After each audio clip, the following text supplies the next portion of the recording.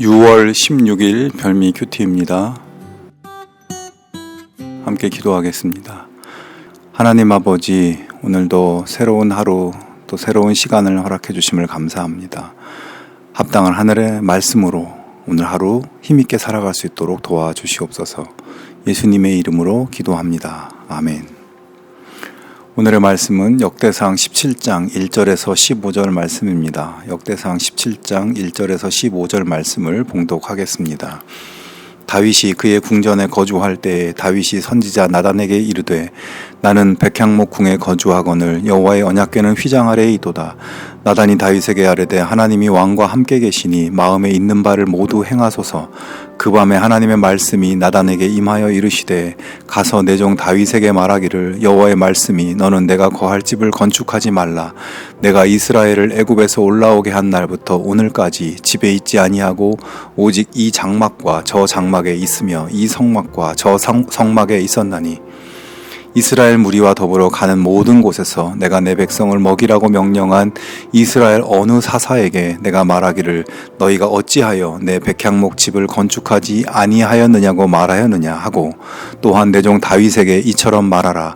만군의 여호와께서 이처럼 말씀하시기를 내가 너를 목장 곧 양떼를 따라다니던 데에서 데려다가 내 백성 이스라엘의 주권자로 삼고 내가 어디로 가든지 내가 너와 함께 있어 내 모든 대적을 내 앞에서 멸하였은즉 세상에서 존귀한 자들의 이름 같은 이름을 내게 만들어 주리라. 내가 또 내 백성 이스라엘을 위하여 한 곳을 정하여 그들을 심고 그들이 그곳에 거주하면서 다시는 옮겨가지 아니하게 하며 악한 사람들에게 전과 같이 그들을 해치지 못하게 하여 전에 내가 사사에게 명령하여 내 백성 이스라엘을 다스리던 때와 같지 아니하게 하고 또 내 모든 대적으로 내게 복종하게 하리라. 또 내게 이르노니 여호와가 너를 위하여 한 왕조를 세울지라. 내 생명의 연한이 차서 내가 조상들에게로 돌아가면 내가 내 뒤에 내 씨 곧 내 아들 중 하나를 세우고 그 나라를 견고하게 하리니 그는 나를 위하여 집을 건축할 것이요 나는 그의 왕위를 영원히 견고하게 하리라. 나는 그의 아버지가 되고 그는 나의 아들이 되리니 나의 인자를 그에게서 빼앗지 아니하기를 내가 내전에 있던 자에게서 빼앗은 것 같이 하지 아니할 것이며 내가 영원히 그를 내 집과 내 나라에 세우리니 그의 왕위가 영원히 견고하리라 하셨다 하라. 나단이 이 모든 말씀과 이 모든 계시대로 다윗에게 전하니라. 아멘. 오늘 본문 말씀은 다윗 왕이 하나님의 성전을 건축하고 싶다는 의견을 나단 선지자에게 피력하는 장면으로 시작합니다. 당시 다윗은 다윗성을 잘 지어서 그곳에 거주하고 있었는데 하나님의 언약궤는 성막 안에 있다는 것이 굉장히 그의 마음에 걸렸습니다. 하나님께서는 출애굽 때에 모세를 통하여 성막을 만들도록 하셨습니다. 그 당시 이스라엘 백성들은 광야 생활을 하고 있었고 가나안 땅에 정착할 때까지 계속 이동을 할 수밖에 없었기 때문에 완성된 건축물이 아니라 언제나 이동이 가능한 장막을 만들어 하나님의 언약궤를 두고 예배할 수 있도록 한 것입니다. 그런데 이스라엘은 광야 생활을 마치고 가나안 땅에 들어와서도 여전히 성막에 하나님의 언약궤를 두고 그곳에서 예배를 드리고 있었던 것입니다. 다윗은 자신은 백향목으로 만든 좋은 궁전에 살면서 하나님의 임재를 상징하는 언약궤는 볼품없는 장막 속에 두는 것이 너무나 죄송했습니다. 다윗은 자기가 온갖 시련과 고난을 지나 왕이 되어 백향목 궁전에 거할 수 있게 된 모든 것이 하나님의 은혜임을 잊지 않았습니다.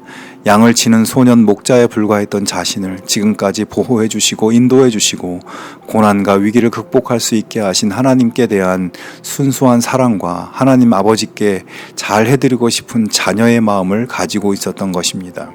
하지만 다윗의 생각대로 다윗이 하나님의 성전을 짓지는 못하고 그 아들 솔로몬 때에 성전을 완공하게 되지만 다윗의 그 감사의 마음, 순수한 사랑의 열망은 하나님께서 귀하게 받으셨고 다윗에게 큰 축복의 약속으로 응답해 주십니다. 성도 여러분, 우리는 모두 하나님께 말할 수 없는 큰 은혜를 받은 사람들입니다. 하지만 우리는 여전히 하나님께 나의 부족한 것을 요구하며 요청하는 데에만 집중하고 있지는 않습니까? 정말 감사하고 감사하신 하나님께 내가 오늘 무엇을 드릴 수 있을까? 이런 고민을 해본 적이 있습니까? 하나님은 물론 여러분에게 무엇을 내놔라 하시는 분은 아니십니다. 하지만 하나님은 하나님께 대한 순수한 사랑과 감사의 마음을 보고 계시고 그런 마음 위에 축복해 주시는 하나님이십니다.